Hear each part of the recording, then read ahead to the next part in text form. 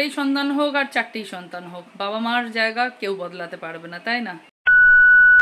Hello guys, কেমন আছো সবাই? আশা করছি সবাই খুব ভালো আছো। আর আমি তো ভালো আছি, দেখতেই পাচ্ছ। তো আজকে আমি ফিরে যাচ্ছি হাওড়ার বাড়িতে, এই যে ব্যাগ নিয়ে বেরিয়ে পড়েছি।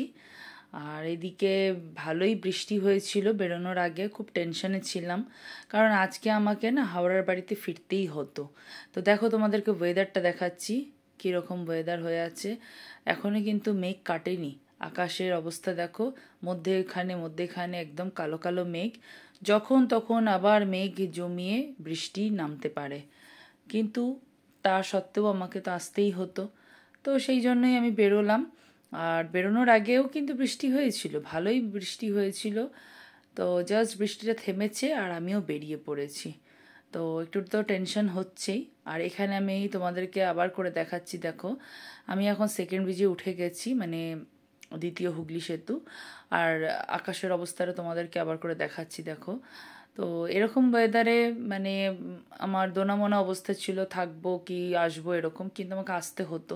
কেন আসতে হলো আমাকে হাওড়ায়, একটু বাদই তোমাদের সাথে শেয়ার করছি। A few moments later. So guys, চলে এসেছি বাড়ি, হাওড়া বাড়িতে, সল্টলেক বাড়ি থেকে। তো আসার সময় আমি কিছু মানে ছোটোখাটো জিনিস যেগুলো আমার ডেইলিকার খাবারে লাগবে, খুচখাট জিনিস যেগুলো হয়, সেই সব কিনলাম। কী কী কিনেছি সেটাই তোমাদের সাথে এখন শেয়ার করছি। এই যে এটা মুড়ি দিয়ে খাওয়ার জন্য এরকম বাদাম মটর একটা মিক্স পেয়ে গেছি, এটা একটা নিয়েছি। এটা হচ্ছে নিমকি, খুব ভাল লাগে এই নিমকিটা খেতে আমার। মুসলি নিয়েছি ব্রেকফাস্টের জন্য।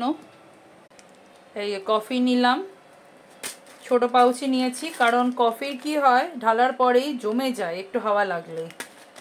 আর এই বিস্কুটটা নতুন দেখছি, তোমরা কি কেউ খেয়েছো এরকম বিস্কুট? যদি খেয়ে থাকো কমেন্ট করে জানিও তো কেমন খেতে, তারপর আমি খেয়ে তোমাদেরকে ফিডব্যাক দেব। তো যাই হোক, এই মানে এরকম বাদাম দেওয়া পেস্তা দেওয়া এরকম বিস্কুট প্রথমবার নিলাম, খেয়ে দেখি কেমন। এর আগে এমনি অন্যরকম বিস্কুট খেয়েছি, এটা খাইনি। এটা হচ্ছে মিক্স চাল ভাজা। এই চাল ভাজাগুলো ডায়েটের জন্য খুব ভালো, এর মধ্যে একদম তেল থাকে না, মশলা থাকে না, খালি দেখো বাদাম রয়েছে, মটর রয়েছে, ছোলা রয়েছে, সবই কিন্তু রোস্টেড।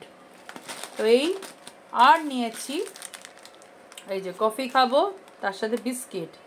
তো আমার এই বিস্কিটটা খুব ভাল লাগে, তোমাদের কার কার প্রিয় অবশ্যই জানাবে কেমন। তো ব্যাস এই টুকটাক বাজার করেছি। আর এখন ঘড়িতে 9:30।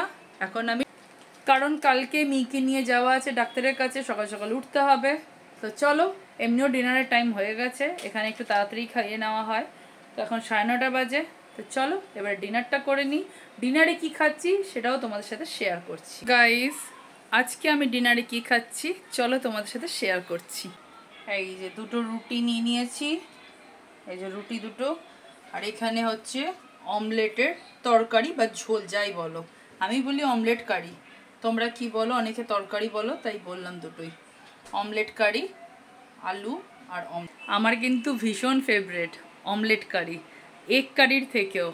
তোমাদের কাদের কাদের পছন্দ আমার মতন অমলেট কারি, কমেন্ট করো। তো চলো গাইস, ডিনারটা করে শুয়ে পড়বো, এমনিও টায়ার্ড হয়ে গেছি, তার উপর কালকে সকালবেলায় আবার তাড়াতাড়ি উঠতে হবে, ডক্টরের কাছে যেতে হবে মিকে নিয়ে। তো চলো, কালকের ব্লগ কালকে হবে, আজকের মতন বিদায় নিচ্ছি। খুব শিগগিরই দেখা হবে নেক্সট ব্লগে। সবাই খুব ভালো থেকো আর প্রে করো মির যেন সব কিছু খুব ভালোভাবে হয়ে যায়। মিকে নিয়ে খুব টেনশানে আছি, জানোই তো সব তোমরা। মি যেন সুস্থ থাকে, মি অ্যান্ড বাবাই দুজনেই যেন সুস্থ থাকে, খুব টেনশানে থাকি। আমার মতন তোমাদেরও হয়তো এরকমই অবস্থা, যারা মানে একটাই সন্তান হোক আর চারটেই সন্তান হোক, বাবা মার জায়গা কেউ বদলাতে পারবে না, তাই না? সবার কাছেই বাবা মা খুব প্রিয়। আর বাবা মা যেমন সন্তানদের টেনশন করে, তেমন আমরা সন্তানেরাও কিন্তু মা বাবার টেনশন করি, তারা যেন সুস্থ থাকে, তারা যেন ভালো থাকে, তাই না? তো চলো গাইস, আজকের মতন বিদায় নিচ্ছি, নেক্সট ব্লগে খুব শিগগিরই দেখা হবে। Tata, bye bye. সবাই খুব ভালো থেকো আর সবার বাবা মাও খুব ভালো থাকুক, এটাই চাই।